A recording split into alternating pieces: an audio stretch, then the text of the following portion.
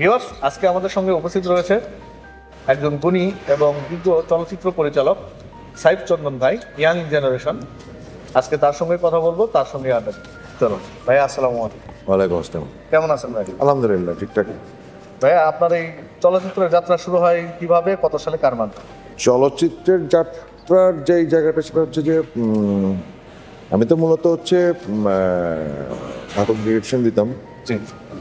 তো সেখান থেকে হচ্ছে যে একটা সময় ফিল করি যে ফিল্ম বানানো উচিত বা ফিল্ম বানানোর জায়গায় নিজেকে আসলে মানে ওই জায়গাটায় যাওয়া উচিত।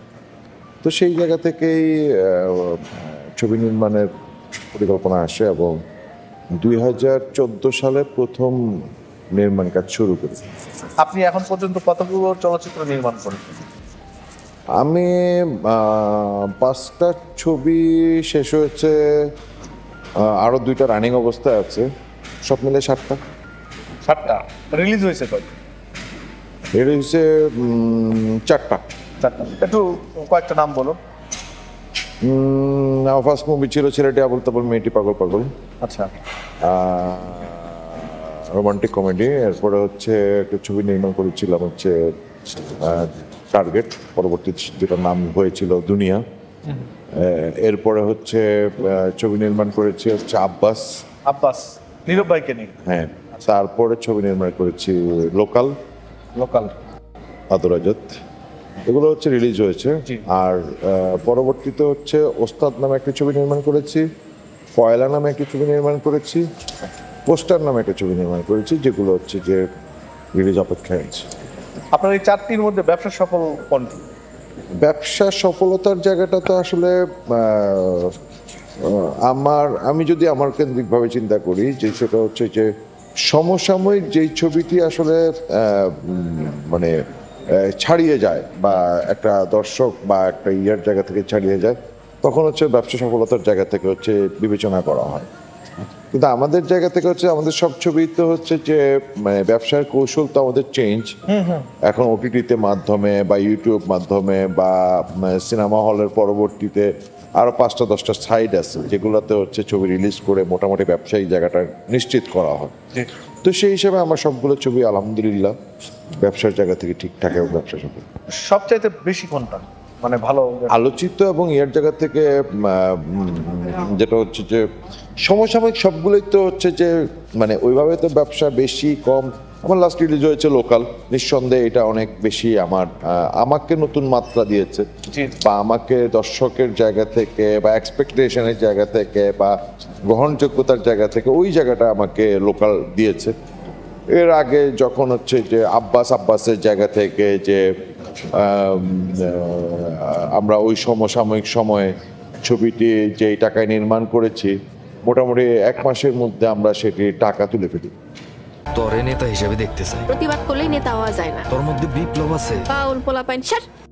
লোকালের জায়গাটা হচ্ছে যে আমরা যখন ছবিটা রিলিজ করি, পরবর্তী দেখা যাচ্ছে যে এখনো পর্যন্ত যেই অনুযায়ী আছে মোটামুটি মানে ব্যবসা হয়ে লাভজনক অবস্থার মধ্য দিয়ে আছে।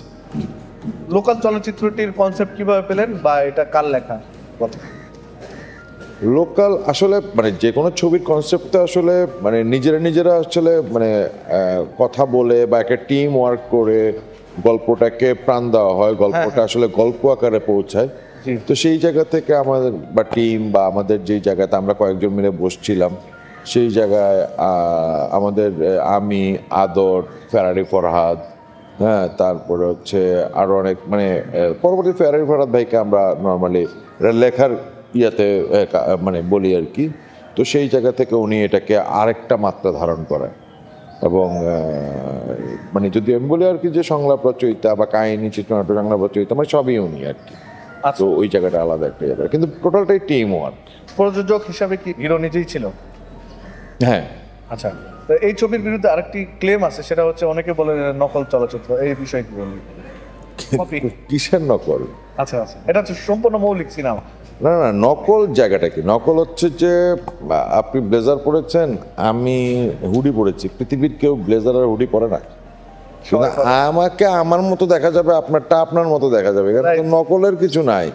আমরা ইন্সপায়ার হইতেই পারি, আমরা একটা জায়গাতে দেখতেই পারি, কিন্তু এখন এই যে পুষ্পা ছবি রিলিজ হয়েছে, এরকম লোক কি পৃথিবীর কোথাও কেউ দেয় নাই?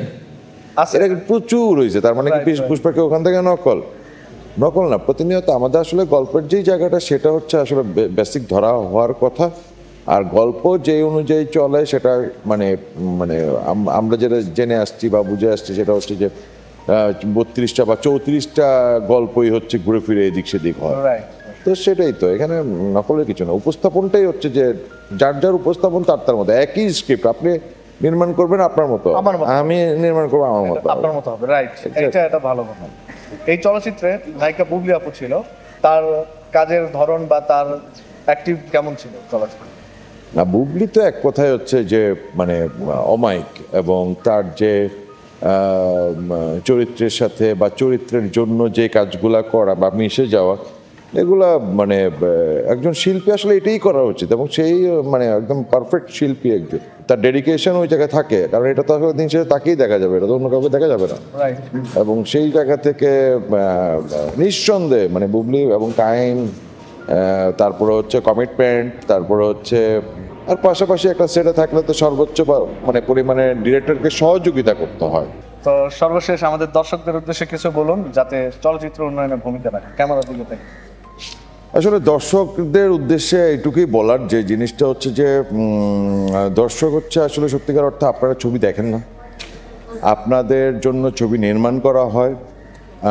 যদি আমি আমার পয়েন্ট অফ ভিউ থেকে বলি যে আমাদের প্রায় 20 কোটির বেশি মানুষ, কিন্তু একটা ছবি যদি 3 থেকে 5 লক্ষ মানুষ দেখে সেই ছবিটা হিট হয়, তার মানে আপনারা একেবারেই ছবি দেখেন না।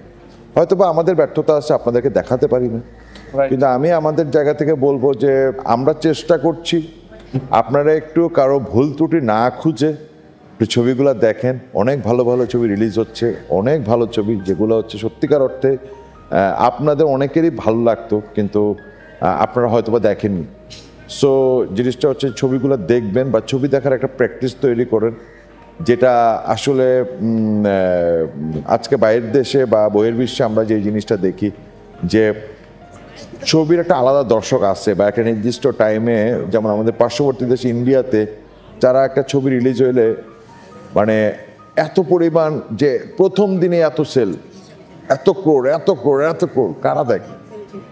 100, 200, 300, 400 কোটি মানে মানে বাজেটের ছবি যখন হচ্ছে একদিনে টাকা উঠে যায়, তার মানে তাদের দর্শকদের ওটার প্রতি আছে, হ্যাঁ তারা ভালো বানাচ্ছে, কিন্তু তাদের আবার ওই দর্শকদেরও ওইটার প্রতি একটা ফিল আছে, ফেইথ আছে। তো সেই জায়গা থেকে আসলে আপনারা আসেন, ছবি দেখেন, তাহলে আমাদের চলচ্চিত্র অবশ্যই সিনেমা হলে দেখবেন। ধন্যবাদ ভাই আপনার এই মূল্যবান সময় আমাদেরকে দেওয়ার জন্য। আর দর্শক আপনাদেরকেও ধন্যবাদ আমাদের সঙ্গে এতক্ষণ থাকার জন্য। আর আমাদের এই সিনেল্যাব চ্যানেলটি সাবস্ক্রাইব করে আমাদের পাশে থাকবেন। আসসালামু আলাইকুম।